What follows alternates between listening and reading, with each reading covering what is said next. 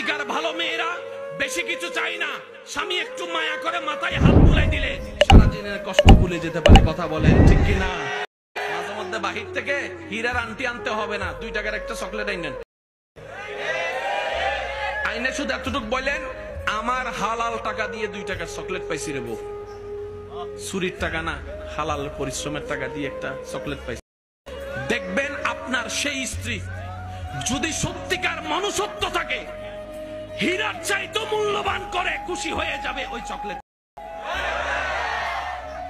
আওয়াজ দিয়ে বলেন বিশ্বাস আছে না নাই? আরো জোরে বলেন বিশ্বাস আছে না নাই? মা থাকবে, বউ থাকবে, মায়ের, তুমি মায়ের পায়ের আর স্ত্রীর মাথার। এবার বুঝছো? সে বলে যে হ্যাঁ এবার তো ক্লিয়ার।